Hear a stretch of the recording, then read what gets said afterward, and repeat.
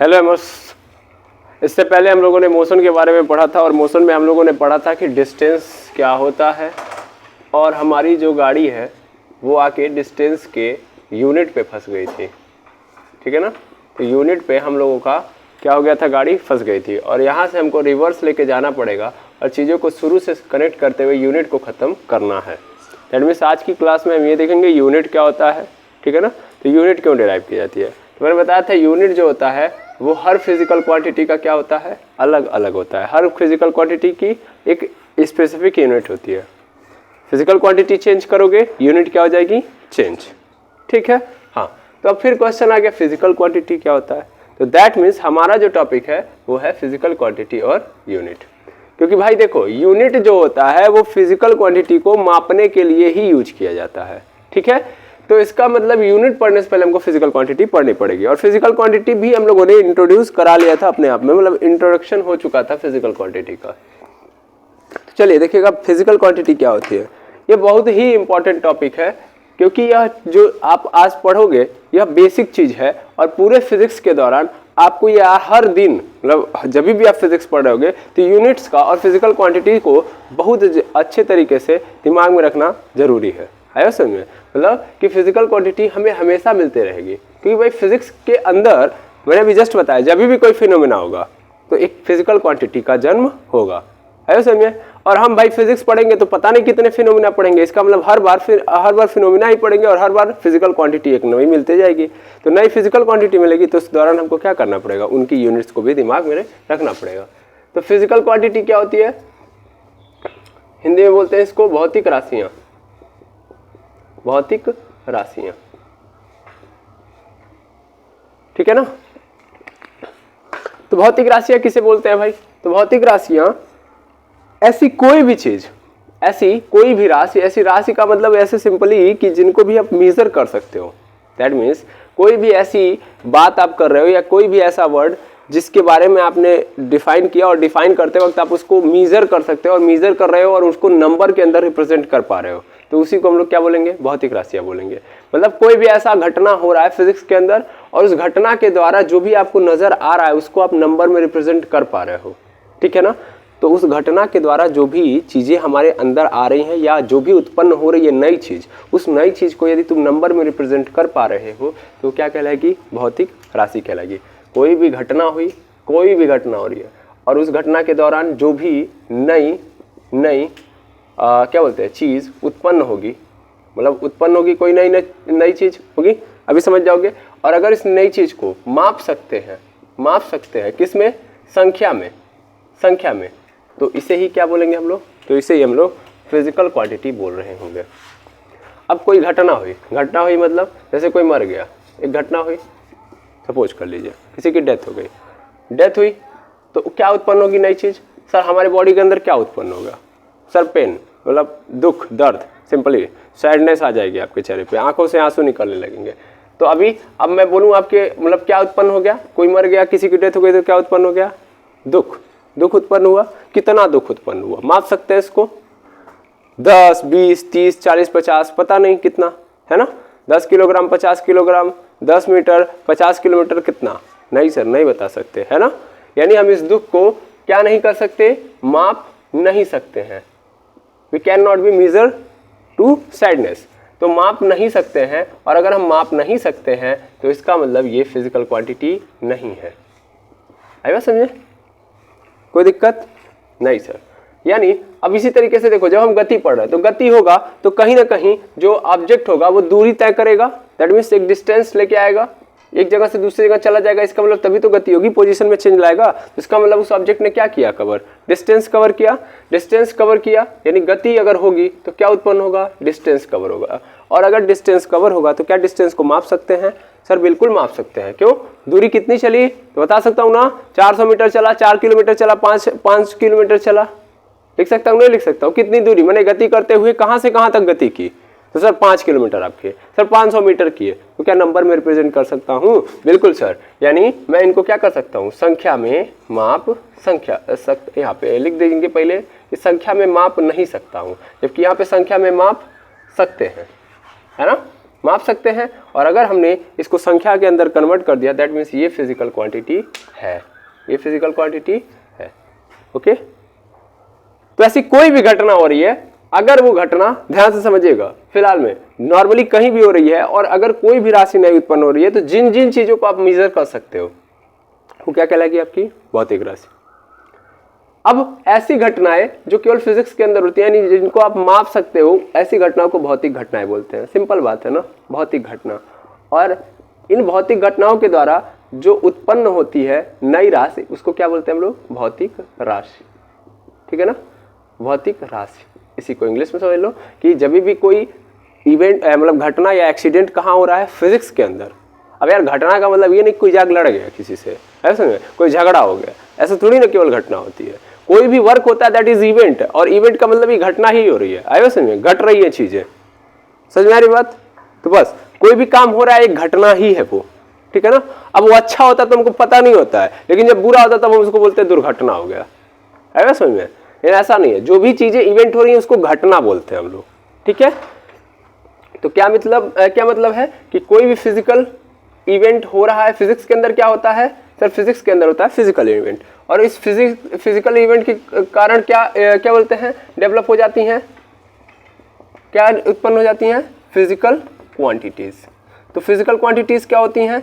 I hope आप सबको समझ में आ गया क्या होती है फिजिकल क्वांटिटी, जिनको आप क्या कर सकते हो? संख्या में माप सकते हो। ओके, उनको ये हम क्या बोलेंगे? Physical quantity. कोई दिक्कत? No sir. चलिए अब मैं बात करता हूं टाइप्स ऑफ फिजिकल क्वांटिटी, यानी अगर फिजिकल क्वांटिटीज हैं सर तो हम किनको किनको माप सकते हैं, किनको किनको नहीं माप सकते। सर जब भी फिजिकल क्वांटिटी की बात है कि तो सबको माप सकते हैं, ठीक है ना। लेकिन उसके भी ऊपर, मतलब उसमें भी एक कंडीशंस होती हैं, जैसे कुछ कंडीशंस ऐसे होती है, कंडीशन नहीं सॉरी, उसमें भी कई सारे प्रकार होते हैं। फिजिकल क्वांटिटी भी प्रकारों में डिवाइड होती है, टाइप्स में डिवाइड होती है, ठीक है ना। अब उन टाइप्स को देख लेते हैं हम लोग। तो इसको मैं मिटाऊं? बिल्कुल, इसको आप पहले नोट कर लीजिए, उसके बाद क्योंकि बहुत इंपॉर्टेंट है, इसमें लग नहीं रहा इंपॉर्टेंट लेकिन बहुत कुछ है। चलिए आगे देखेंगे, तो हम देखेंगे टाइप्स ऑफ फिजिकल क्वांटिटी, यानी फिजिकल क्वांटिटी के कितने टाइप्स होते हैं। चलिए देखते हैं। तो जो फिजिकल क्वांटिटी होती है वो दो टाइप की होती है, ठीक है ना। अच्छा ये भी मैं समझा दूं, फिजिकल क्वांटिटी किस बेसिस पे मैं देख रहा हूं, ठीक है ना। तो ये ध्यान दीजिएगा, ये जो मैं बता रहा हूं on the basis of develop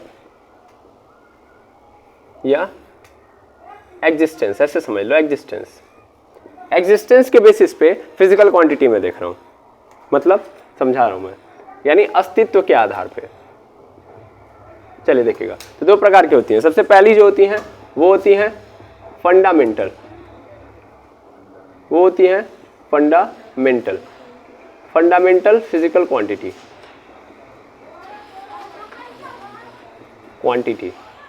और सेकेंड होती हैं डिराइव्ड फंडामेंटल फिजिकल क्वांटिटी की स्पेलिंग सेम है। हिंदी में इसको बोलते हैं फंडामेंटल को मूलभूत भौतिक राशि, और इसको बोलते हैं व्युत्पन्न भौतिक राशि। अब यार इसकी भी कहानी अच्छी खासी है। देखो यार, फंडामेंटल का मतलब मैंने बोला कि भाई जहां फंडामेंटल लगा उसका अर्थ आपको ये पकड़ लेना है कि अगर ये चीज नहीं होगी तो अगली वाली चीज नहीं होगी। सिंपल मतलब ये है। ऐसे सेल को बोला जाता है fundamental unit of living things, ठीक है ना। यानी क्या है सेल? क्या है? फंडामेंटल यूनिट है किसकी? लिविंग थिंग्स की। इसका मतलब अगर ये फंडामेंटल है, कौन? सेल। तो इसका मतलब यह कह रहा है कि अगर ये सेल नहीं है तो लिविंग थिंग्स नहीं है। इसका मतलब लिविंग थिंग्स को होने के लिए क्या चाहिए? सेल। समझ में आ रही बात? वैसे ही जब मैं बोल रहा हूं फंडामेंटल फिजिकल क्वांटिटी, तो इसका मतलब ये ऐसी फिजिकल क्वांटिटीज हैं जब ये रहेंगी तभी बाकी फिजिकल क्वांटिटीज होंगी, ठीक। अगर ये नहीं है तो बाकी फिजिकल क्वांटिटीज नहीं होंगी। ये तो मैंने मोटी मोटा भी बताया, ठीक है। ये आपको समझ लेना, फंडामेंटल लगने से इसका ये मतलब होता है कि फंडामेंटल से मतलब ये है कि ऐसी फिजिकल क्वांटिटीज जिनके होने से बाकी वाले रहेंगे, मतलब बाकी वाली फिजिकल क्वांटिटी इनसे बनेंगी। अगर ये नहीं होंगी तो बाकी भी नहीं बनेंगी, ठीक है। अब वैसे मतलब क्या होता है, मैंने बोला यहाँ पे एग्जिस्टेंस के आधार पे, एग्जिस्टेंस मतलब अस्तित्व के आधार पे। तो ऐसी फिजिकल क्वांटिटी जिनको अपने आप को रिप्रेजेंट करने के लिए किसी और की जरूरत नहीं पड़ती है, किसी भी चीज की जरूरत नहीं पड़ती है, किसी और फिजिकल क्वांटिटी के ऊपर निर्भर नहीं रहना पड़ता है, यह अपने आप में स्वतंत्र है। ऐसी भौतिक राशियां, ऐसी भौतिक घटनाओं के द्वारा उत्पन्न ऐसी भौतिक राशियां जब वो उत्पन्न होती हैं तो अकेले उत्पन्न होती हैं और उनका अकेले ही एग्जिस्टेंस होता है, और उनके कारण मतलब उनको रिप्रेजेंट करने के लिए किसी और पे निर्भर नहीं करती हैं, वो किसी दूसरे पे निर्भर नहीं करती हैं। तो उनको ही हम लोग बोलेंगे मूलभूत भौतिक राशियां। ठीक है, शुरुआत जब हुई थी फिजिक्स की तो फिजिकल क्वांटिटीज में शुरुआत में जो आई थी उनको ही फंडामेंटल बोलते हैं। यार देखो, मनुष्यों की जो नीड थी उस आधार पर फिजिकल क्वांटिटीज नजर आई थी। तो सबसे पहला जो आता है द्रव्यमान यानी मास। ठीक है ना यार, किसी भी पदार्थ का जो मास होता है, अगर हमको मास यानी किसी का द्रव्यमान नापना है, किसी का द्रव्यमान तौलना है, तो क्या चाहिए मुझे? क्या किसी और चीज की जरूरत है? नहीं सर, द्रव्यमान अपने आप में स्वतंत्र राशि है ना। यानी किसी का मास आपको रिप्रेजेंट करना है तो उसके लिए आपको किसी और चीज की जरूरत नहीं पड़ेगी, सिर्फ मास आप रिप्रेजेंट कर सकते हो। सर मतलब नहीं समझ पाए, मतलब मैं बता दे रहा हूं। वो भी देखो यार, देखो स्पीड अगर मेजर करना है मुझे, तो स्पीड मेजर करने के लिए मुझे क्या चाहिए? सर स्पीड मेजर करने के लिए मुझे ये चाहिए कि वो पार्टिकल कितना डिस्टेंस ट्रेवल किया है, यस और नो, और कितने टाइम में डिस्टेंस ट्रेवल किया है। मेरी बात समझ पा रहे हैं? यानी स्पीड मेजर करने के लिए क्या चाहिए? कितना दूरी वो पार्टिकल चला है और कितने टाइम में वो इतना डिस्टेंस ट्रेवल किया है, तब जाके मैं क्या निकाल पाता हूं? स्पीड। यार फॉर्मूला पढ़ो, F बराबर m इंटू ए, पढ़े हैं? थोड़ा बहुत तो जानकारी होगी, आगे बताया जाएगा। F फोर्स है, m मास है, a एक्सीलरेशन है। यानी अगर मुझे बल चाहिए तो मुझे उस ऑब्जेक्ट का क्या चाहिए? द्रव्यमान, और उसके साथ साथ क्या चाहिए? एक्सीलरेशन। ठीक है ना, यानी उसका द्रव्यमान चाहिए और दूसरा क्या चाहिए? उसका एक्सीलरेशन। तब जाके तो मैं फोर्स निकाल पाऊंगा। इसका मतलब फोर्स दो चीजों पर निर्भर कर रहा है, नहीं कर रहा है, मास और एक्सीलरेशन पे। यहाँ पे स्पीड देखो, स्पीड निकालने के लिए मुझे क्या चाहिए? डिस्टेंस और टाइम। क्या मैं स्पीड अकेले निकाल सकता हूँ? नहीं सर, स्पीड डिपेंडेबल है डिस्टेंस और टाइम पे, फोर्स डिपेंडेबल है मास और एक्सीलरेशन पे। वर्क देखोगे आगे जाके, वर्क इज इक्वल टू होता है F इंटू एस, यानी बल गुणे विस्थापन। ठीक है ना, वैसे ये यहाँ पे लिखोगे तो मतलब अभी फिलहाल में यही समझो, W is equal to F into S. यानी वर्क निकालने के लिए मुझे चाहिए कि उस ऑब्जेक्ट के ऊपर कितना बल लगाया जा रहा है और बल लगाने से वो कितनी दूर विस्थापित हुआ है, यानी कितना उसके अंदर डिस्प्लेसमेंट हुआ, तब जाके मैं वर्क निकाल सकता हूँ। इसका मतलब वर्क रिप्रेजेंट करने के लिए मुझे दो लोगों की जरूरत पड़ेगी, फोर्स और क्या? डिस्प्लेसमेंट। फोर्स क्या है? फिजिकल क्वांटिटी है, बिल्कुल फिजिकल क्वांटिटी है, मेजर कर सकता हूँ। डिस्प्लेसमेंट फिजिकल क्वांटिटी है, mass physical quantity, acceleration physical quantity. Physics के अंदर जो भी हम पढ़ेंगे वो क्या होगी? अभी जस्ट बताया, सब की सब क्या आएंगी? Physical quantities. अब भाई क्या इनको अकेले आप, चलिए आगे देखेंगे, सॉरी बीच में इंटरप्शन के कारण कर गया। ठीक है, तो डिस्टेंस और टाइम चाहिए, यहाँ पे मैं ये बता रहा हूँ। तो ऐसी क्वांटिटीज को अभी हम जस्ट आगे देखेंगे, डिराइव्ड फंडामेंटल क्वांटिटीज बोलते हैं उनको। यानी ऐसी, सॉरी फंडामेंटल गलत ला लिया हुआ है, डिराइव्ड फिजिकल क्वांटिटी होगा ये। ठीक है ना, ये गलत था, फिजिकल डिराइव्ड फिजिकल क्वांटिटी, समझिएगा मेरी बात को। तो इनको हम बोलेंगे डिराइव्ड, यानी जो अपने आप से नहीं, अपने आप इनका एग्जिस्टेंस अकेले नहीं होता। एग्जिस्टेंस मतलब अस्तित्व। इनको अपने आप को रिप्रेजेंट करने के लिए किन्हीं और लोगों पर निर्भर, किन्हीं और फिजिकल क्वांटिटी के ऊपर निर्भर रहना पड़ता है, तो उनको बोलते हैं हम डिराइव्ड। ठीक है, और ऐसी फिजिकल क्वांटिटी जो स्वतंत्र है, अलग निरंकर क्या है? अलग निरंजन वाले हैं सब, आया समझ में? अपने आप में स्वतंत्र है, आया समझ में? तो उनको हम फंडामेंटल फिजिकल क्वांटिटी कहते हैं। और फंडामेंटल फिजिकल क्वांटिटी टोटल होती हैं 7। टोटल कितनी होती हैं? 7। पहला द्रव्यमान होता है, दूसरा होता है लंबाई यानी लेंथ, तीसरा होता है समय। शुरुआत में सबसे इंपॉर्टेंट, सबसे फंडामेंटल 3 ही थी, मास, लेंथ एंड टाइम। ठीक है, चौथे नंबर पे आई हमारे पास तापमान। तापमान को क्या बोलते हैं हम लोग? टेम्परेचर। सर टेम्परेचर भी फिजिकल क्वांटिटी है, बिल्कुल फिजिकल क्वांटिटी है। तापमान के बाद क्या आई हमारे पास? विद्युत धारा, करंट, इलेक्ट्रिसिटी। ठीक है, उसके बाद छठे नंबर पे आई, मैं छठे नंबर को यहाँ पे लिख दे रहा हूँ, थोड़ा सा डिस्टेंस, सॉरी जगह कम होने के कारण, स्पेस कम होने के कारण छठा नंबर में यहाँ पे लिख दे रहा हूँ। टोटल 7 फंडामेंटल क्वांटिटीज़ है। 7वें नंबर पे हमारे पास आता है विद्युत धारा के बाद ज्योति तीव्रता। ज्योति तीव्रता बोलते हैं इसको ल्यूमिनस इंटेंसिटी। और 7वें नंबर पे आता है हमारे पास पदार्थ की मात्रा। पदार्थ की मात्रा यानी क्या बोलते हैं, quantity of substance. Quantity of substance, substance की क्वांटिटी। ठीक है, अब इसको मैं फिलहाल में रिप्रेजेंट कर दूं फिर से कि टोटल कितनी होती हैं 7। Mass, length, time, temperature, current, electricity, luminous intensity and quantity of substance. ये 7 ऐसी भौतिक राशि हैं, 7 ऐसी फिजिकल क्वांटिटी है। पहली बात, ये सब की सब क्या हैं, फिजिकल क्वांटिटी हैं। सबको आप नंबर में रिप्रेजेंट कर सकते हो। भाई द्रव्यमान यानी मास यानी कोई कितना भारी है बोलते हो ना, तो वो भी बताया जाएगा। आप भार नापते हो, द्रव्यमान में क्या अंतर होता है, लेकिन फिलहाल में वही समझ लो कि मास है। ठीक है ना, कोई चीज़ कितनी भारी है या लंबाई कितनी है। जैसे अभी हम जस्ट कल पढ़ रहे थे तो बताया गया था आपको कि हम जब एक पार्टिकल मोशन कर रहा होता है तो क्या करता है, वो रास्ते की जितनी लंबाई तय करता है वही इसकी क्या कहलाती है, डिस्टेंस, है कि नहीं है। तो यानी जब एक ऑब्जेक्ट मूव कर रहा होगा तो जिस सड़क पे चल रहा होगा तो उस, अब सड़क तो मान लीजिए कल आप समझे भी थे कि अगर 2000 किलोमीटर तो 2000 किलोमीटर थोड़ी ना मेरा डिस्टेंस होगा। उस 2000 किलोमीटर में से जितना लंबाई मेरे पार्टिकल ने यानी जो उस ऑब्जेक्ट ने जो मोशन कर रहा है उसने किया है कवर, वही क्या कहलाएगा उसका डिस्टेंस। तो भैया लंबाई या किसी भी चीज़ की आप लंबाई जानते ही हो, टाइम जानते ही हो, है कि नहीं है। समय को भी रिप्रेजेंट करने के लिए किसी चीज़ की ज़रूरत नहीं पड़ती है। समय भी अपने आप में स्वतंत्र है। ठीक है ना, यानी अगर आपको समय बताना है तो इसके अलावा इसका मतलब ये नहीं कि हमको किसी और फिजिकल क्वांटिटी को लेके आना पड़ेगा। जैसे यहाँ पे हो रहा है कि W निकालने के लिए हमको F और S निकालना पड़ेगा, F और S होना चाहिए तब जाके निकलेगा, तो ऐसा स्थिति नहीं है, यह अकेले भी निकल जाती हैं। तापमान यानी टेम्परेचर, तो टेम्परेचर की भी कहानी है। ठीक है, तापमान, तापमान को भी मेजर करने के लिए आपको किसी दूसरे के पास नहीं जाना पड़ेगा, अकेले में ही वो काफ़ी है। और विद्युत धारा हो गया, और ज्योति तीव्रता और पदार्थ की मात्रा।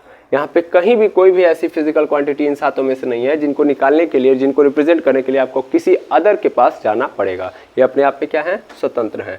और ये भी जान लीजिए, अब अगर ये स्वतंत्र है तो इसका मतलब ये क्या है, अपने आप में स्ट्रॉन्गेस्ट पॉइंट है।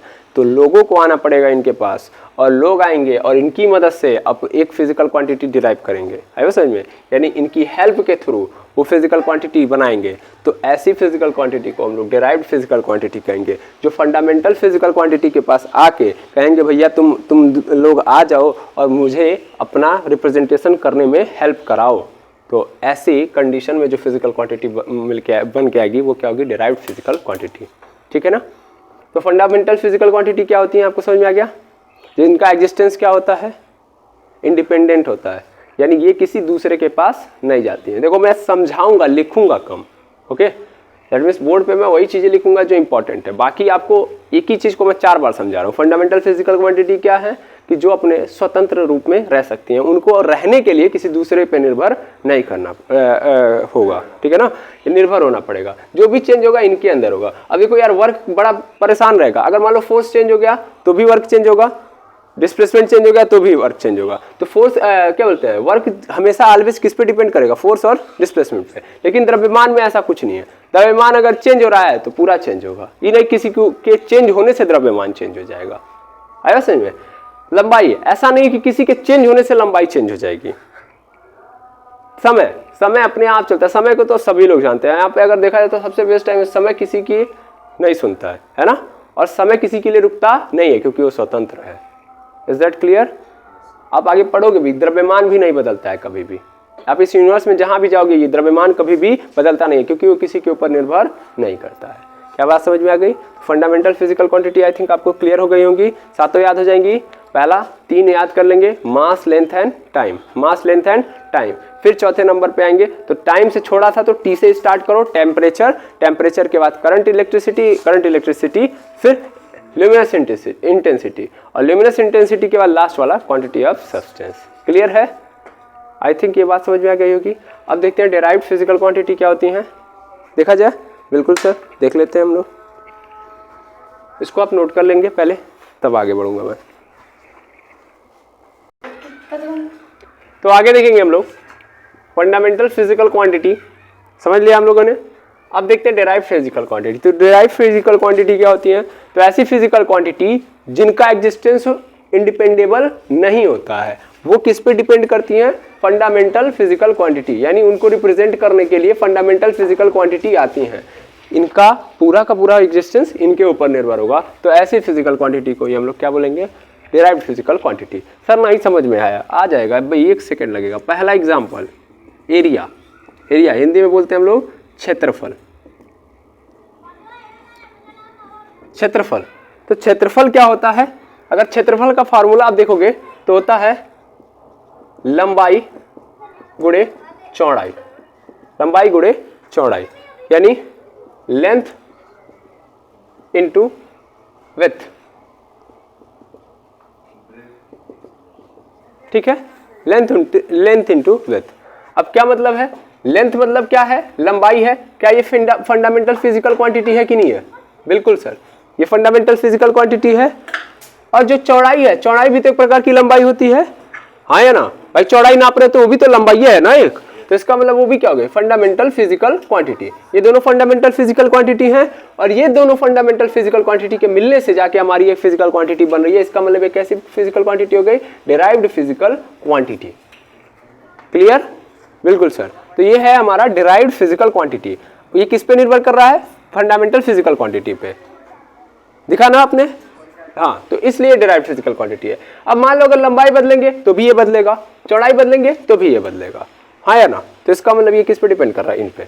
आई थिंक क्लियर हो गया होगा। बिल्कुल सर।